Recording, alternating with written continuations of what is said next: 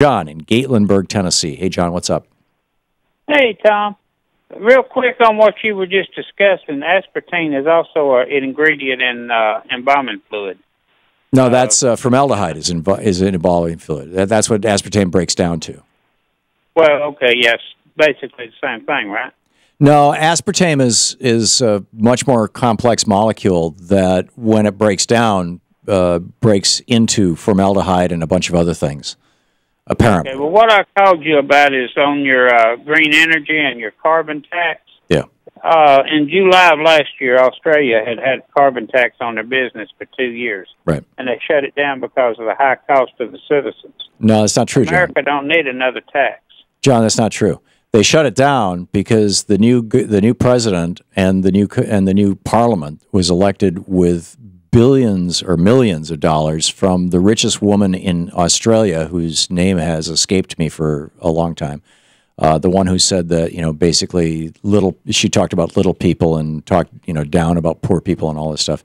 She's a mining baroness. And the fossil fuel industry has basically taken over the Australian government the same way they took over the United States government arguably 70, 80 years ago. Gina Reinhardt, yeah, that was her name.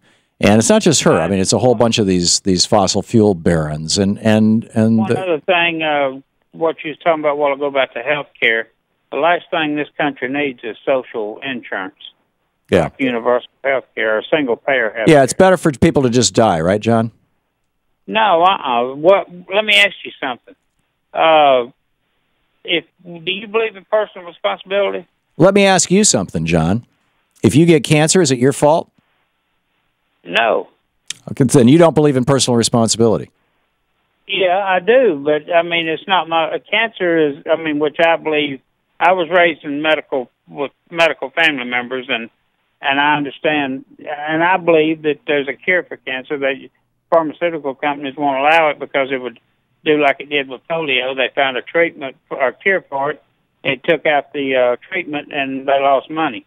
I look at the same thing with cancer. I mean, we've spent billions of dollars over the years for finding a treatment or a cure, but we've never found one. Yeah, I think that's because cancer isn't just one thing, John. There's all different kinds of cancers. But I am astonished that you would say that somehow a person who's earning, say, somebody's working full-time, they got a couple of kids, they're working full-time at Walmart and McDonald's, they're making $15,000 a year, and you want them, through their personal responsibility, to spend $6,000 or $7,000 a year for health insurance.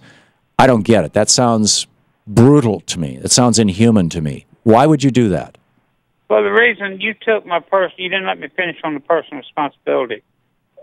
America gives people like on disability and Social Security a quarter of what they should be getting. What is it they spend every year on welfare social programs in this country? It's very little. 900 million or 900 billion. It's got to be. I don't know the number, but I do know that it amounts to less than $15 for every taxpayer in America. The money that we spend on welfare programs in the country. It's inconsequential compared to the amount of money that we spent in 2 weeks in Iraq. Billion.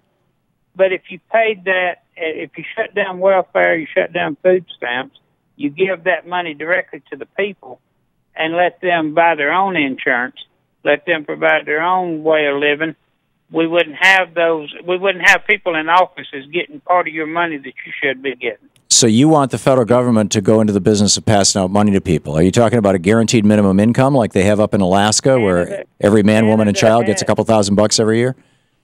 Canada tried it a few years ago and for some reason stopped it. Well, Alaska's doing it right now. Well, I mean, if you do that, then people in offices don't get the money that citizens should be getting. Yeah. And John, if your goal is to get rid of government bureaucracies and to get rid of welfare programs by giving every citizen enough cash that they can live, whether they work or not, whether they're disabled or not, if you're talking about the guaranteed basic income, guaranteed minimum income that Switzerland is going to be voting on next year, I'm with you. I think that that's a much more efficient way to do it. Similarly, people complain about the high levels of food stamps. If you simply raise the minimum wage to $11 or $12 an hour, all those people who qualify for food stamps right now because they're working at Walmart or McDonald's and they're making so little would no longer qualify for food stamps, and they wouldn't need to because they'd have a decent income.